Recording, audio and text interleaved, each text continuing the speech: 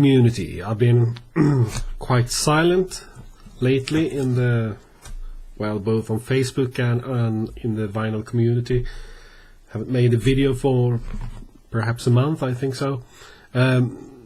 It's, well, mainly due to the fact that I'm back at work, and that's less time and less energy for this VC video making, but it's going great so far, and I have bought some very nice albums lately, so I thought I'd share them with you now. A bit of an update video for those who just have to know what kind of records I buy.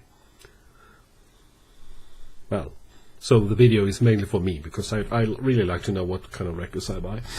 Well, first of all, I'm going to show you a video that has already been shown and talked about in the VC lately, especially by us Swedish prog buffs. And we talk about the new reissue of the old very scarce album on the Metronome subsidiary label Gump, or Goop, as the real Swedish pronunciation is. We're talking about the Kvartetten som sprängde and Kattvals, and of course Jonas, Sublime Media, has already talked a lot of this, really praising it in all kinds of ways, and I got it maybe a day after I saw his video, and I've been wanting this also for a long time, and it's quite cheap. I mean, it's not a luxury reissue, but it's a good reissue, and I have to say this is a record that really should be more known, should be in most good record collections, especially those who like prog with jazzy folk elements. If you like Hansson and Karlsson, if you like Bo Hansson, well, you should have this. And so I don't have to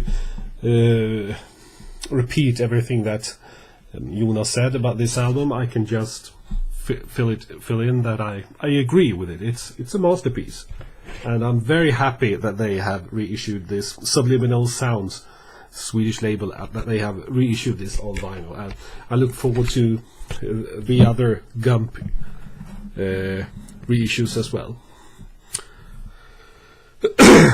Most of them, anyway. There are just, I think, 9 of them. 9 all in all, 7 or 9. I can't remember now. Anyway, now let's go to Finland. We have a very fresh album. It has just been issued. Tarja Turunen, Colors in the Dark. It's a double album, or on 2 LPs. Very nice, colorful sleeve, and show you very nice, colorful vinyl as well. That's one of them.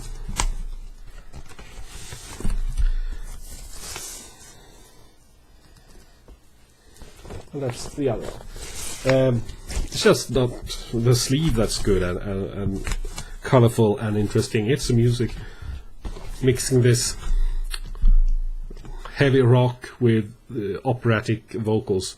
She has a quite unique style, Tarja Turunen, and I'm very fond of this.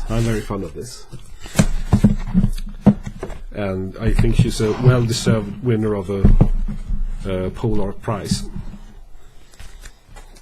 There we go. Finally, I've been wanting to start listening to them, and well, I've been listening to them for many years, but really getting hold of their albums on vinyl. Ivana, Bleach, their first album. It's a reissue from 2009, made by Sub Pop. I have already, I have bought a vinyl issue of their MTV Unplugged concert, and I'm waiting for it to arrive in the mail. Well, probably sometime early next week, and then I have to or have to. I don't have to, but I want to buy their most famous album, of course, Smells Like Teen Spirit. I've heard it several times, just not on vinyl. It's not that difficult to get hold of, but it is quite sought after, so many want it. Right. Another very nice reissue. Sandy Denny, well known from Fairport Convention, but also as one of the great singers of the folk pop era, late 60s, early 70s, died much too early. I've been admiring her voice for several years, and this is a very nice reissue. We have, great music. We have from Fairport Convention, we have got Richard Thompson, we got the violinist Dave Swarbrick, lots of good musicians, lots of good songs, and it's on Island Records. I have one good thing with this new reissue is, like in many cases, they add download code, because even if I love my vinyl, I also like having music on my iPod Classic. So instead of trying to rip this or whatever, I get the code and I get it inside my iPod as well, and that's a nice bonus. Well, I've been interested in African music since the mid-80s, so I try to get hold of any time I see something that might be interesting, and I got a vinyl issue of the Rough Guide to African Disco, and it's an issue on World Music label or something like that. This also is included with a download and lots of extra bonus tracks from on the download. Well, that's good. We have some fairly world famous groups like Malatini and the Martella Queens and Ozibisa, but also some others that I hadn't heard about. But it's good dance music. Even if I'm not really a disco fan, but good disco is just as good as good music in general. So I bought this next album I bought on a CD way back. I hadn't turned it totally into vinyl then, or back to vinyl. I was still buying mostly the new albums on CD, and I thought, well, this is a record that you really should have on vinyl, because it has that feel. And it's Duffy, it's Rockferry, a very good singer. When she had her breakthrough, I really liked it. I think she has faded a bit. I don't see that much of her. I don't hear that much from her. This was a great hit. Her second album was, maybe less of a hit, but still.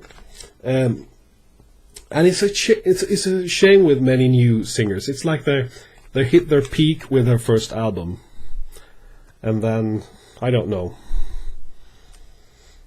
It's just making the second album and making it good and interesting musically and commercially. Not always that easy, but this is a great album nevertheless. Yeah. This is another album that I wanted for many years, and now I managed to get hold of a copy. It's a reissue from 2007. It's Delta Mama Blues by Townes Van Zandt on the Fat Possum Records label. Great country in a modern style, great singer, great songwriting, all in all. So that was mainly reissues, not just reissues, but mainly. Now I'm going to show you some records that I bought on Record Fair in Stockholm a week ago or so. First, we have two albums with Nancy Sinatra. This is the one you see quite often, and well, it's a very good looking, maybe a bit soft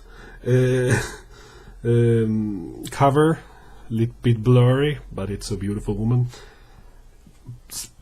I'm not really too keen about this her making these jazz standard. I mean, it is Lee Hazelwood who has been producing here, but it's not up to her full potential in my book. Then I found this one that I've never seen before, Nancy in London, and it's fairly good too. I mean, best song in my book, and is the most famous one. It's Summer Wine with Lee Hazelwood. But then one thing that I didn't really notice until I got it home, the former owner has pasted in these pictures of Nancy Sinatra on the front sleeve and on the back sleeve and on the inner sleeve. Inner sleeve. Not a thing I would do as a record collector, but yeah, right. She didn't paste any pictures on the vinyl. Well, that's good, or on the label. But please don't do that, because I've never seen that album before, so I didn't notice that they were pasted on until I got it home. Anyway, over to fairly cheap King Crimson album that I found, Starless and by Black, on Island, from 1974, and was a bit surprised to find this, because King Crimson albums that you find today in good condition, original pressings, are often over the top in prices. Of course, this is a bit later than the most sought after King Crimson, but still, I felt a bit lucky to find this. Right, over to probably the first Swedish album that can be called soul. Bubbles by the group Slam Creepers, from 1967, and what's so special about this? Well, it's a quite rare album. It is the first album that contains one of the most popular Swedish entertainers, singers, well, of the 20th century. Well, he's still active, and namely Björn Skifs.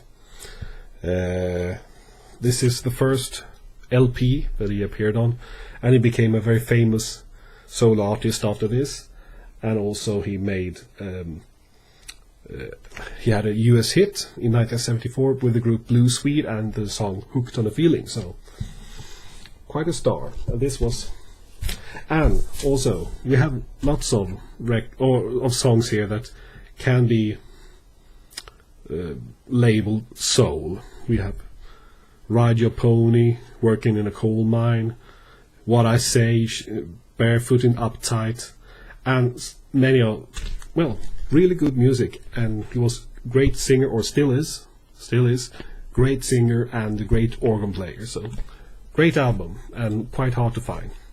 Not in the best condition, but definitely listenable. Next album is a British issue of an American album, Lee Dorsey, Ride Your Pony, Get Out of My Life, Woman. And this is was issued in 1966 on the Stateside label.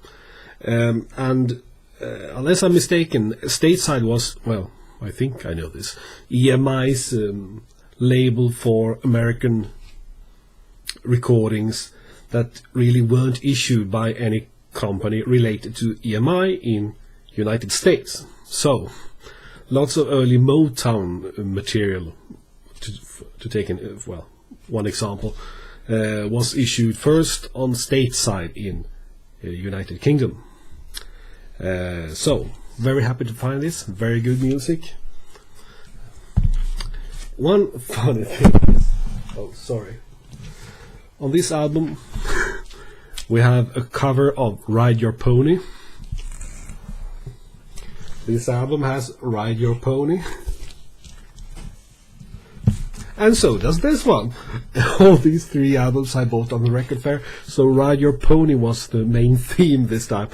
I didn't notice it until I got home. Anyway, this is the Swedish pop group, Gothenburg-based pop group Tages, their third album, Extra Extra, on the label Platina, and it's from 1966, and not that easy to find in good condition for a good price, but I was fairly satisfied with this very good condition, a fair price, not low but fair. And then this is one of the albums. I haven't listened to this yet because it needed a good cleaning. I don't clean all my new records. I really should, but I don't.